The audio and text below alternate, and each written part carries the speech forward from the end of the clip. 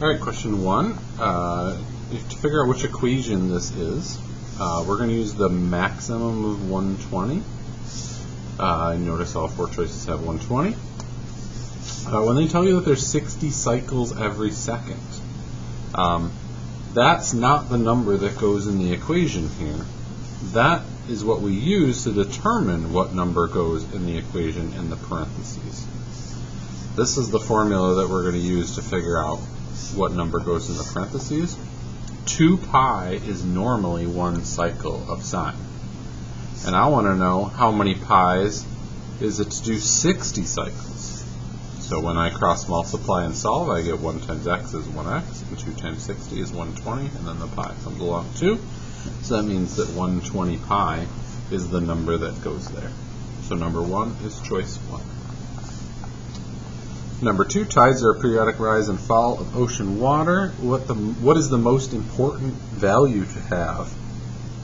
Well, if we know the time between consecutive low tides, if we know the difference, how far it is between 2 points on the sine or cosine graph that are in the same spot, then we'll know how long it is until the next high tide. So number 2 is choice 2.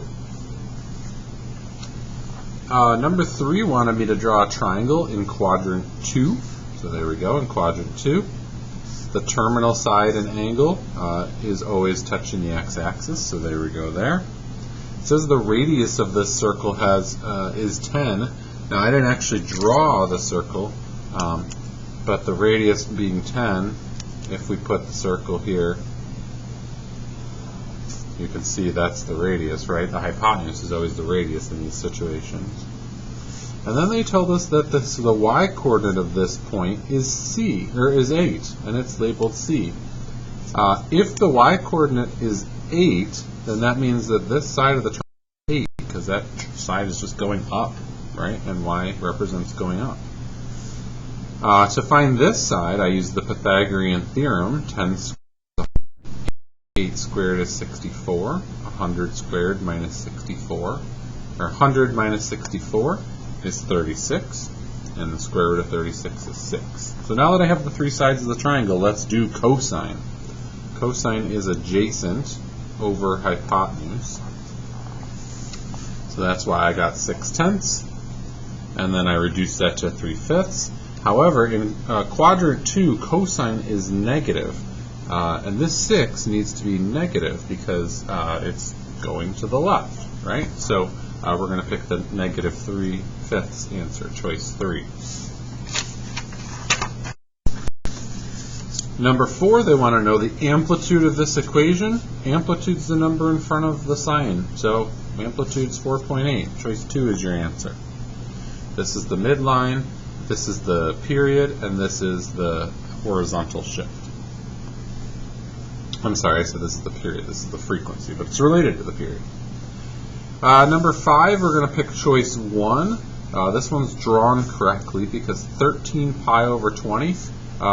We always start on this axis, and going all the way around to the other half of the x-axis is 1 pi. So 13/20 is a little more than halfway over. That's why it's in the right spot. All 4 choices have it in the right spot.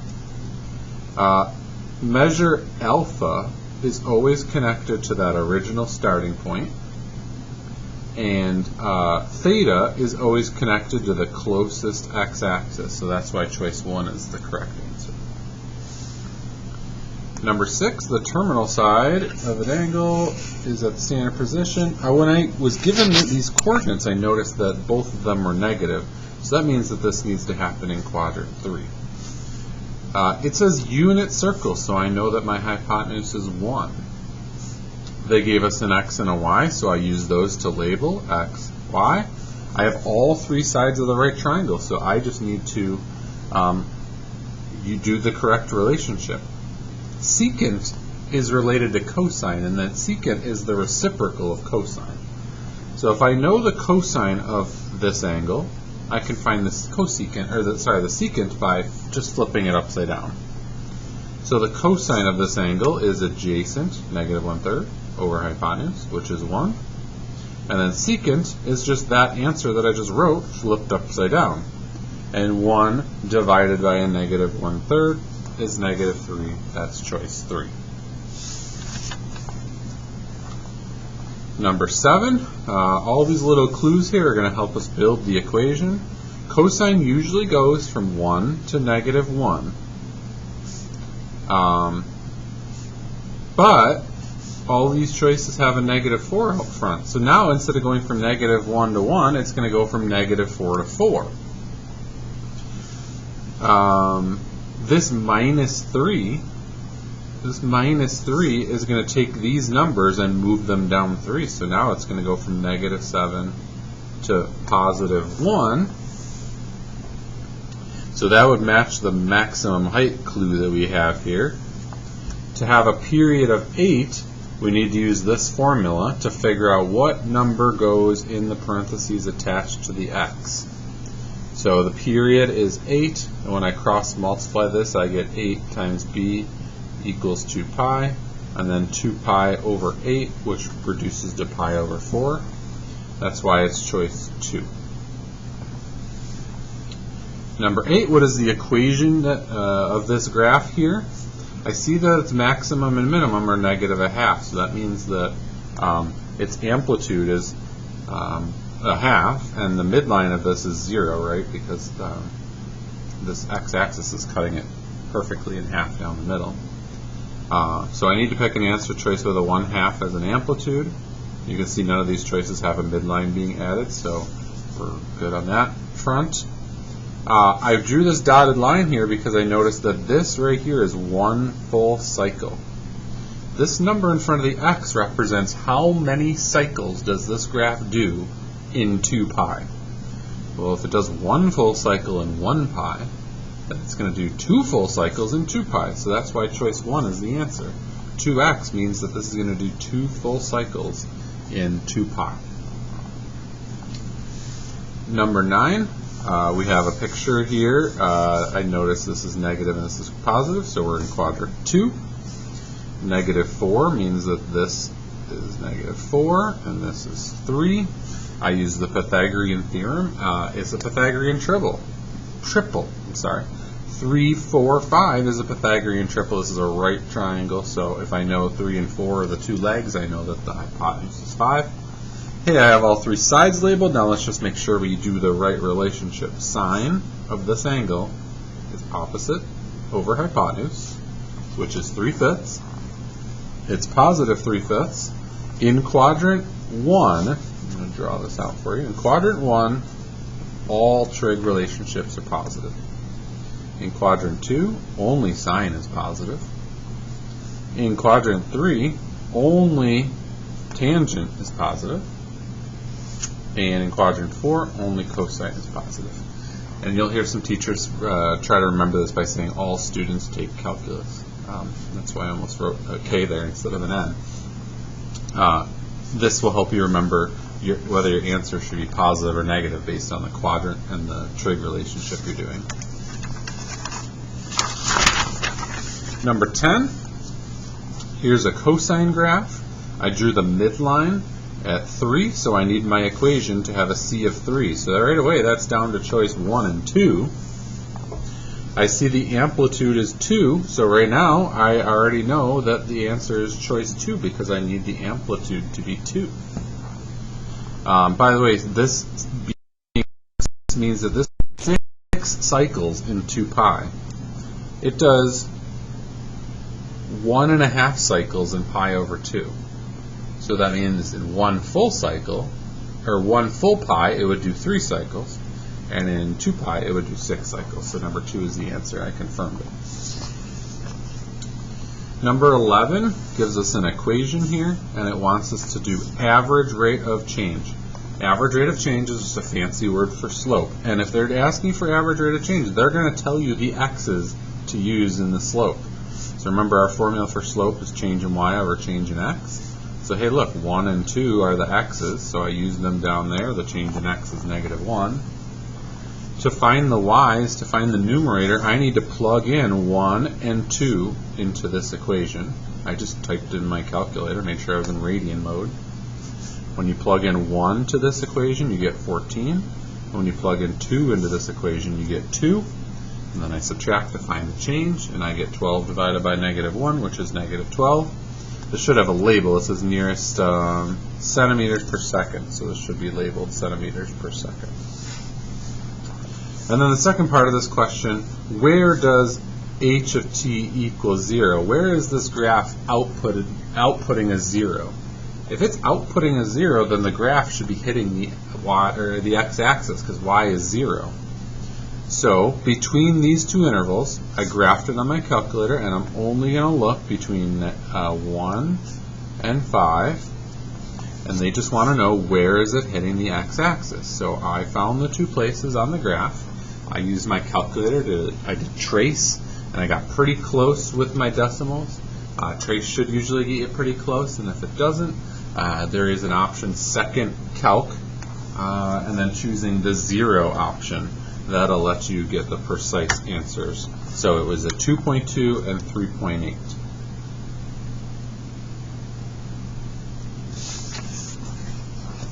Number 12, to graph this, I'm going to start with the fact that the domain was 0 to 2 pi. That means my x-axis should only go from 0 to 2 pi. And then I labeled everything else in between. If I knew this was pi, this was 1 pi. If I knew this was pi, this was a half of a pi, and then I just went from there. Now you could just type this on your equation, on your calculator, this equation, and then just go to your table and get all the values here. But I didn't need to do that because I know sine starts at the midline, and the midline's 2. I know this 2 means that it's going to do 2 full cycles of sine in 2 pi. So that means I needed to make sure my drawing went 2 full cycles. In case you're curious, this is the finish right here of 1 full cycle. So 2 full cycles.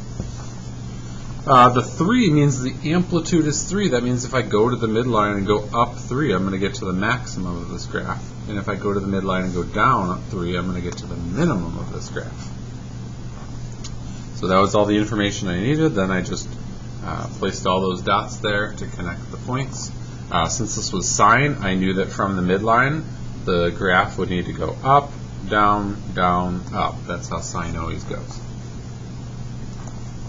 Number 13, same concept, except they didn't give you the equation. They told you the period was pi over 2.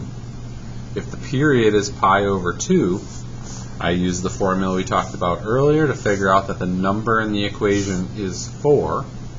They told us the amplitude is 2.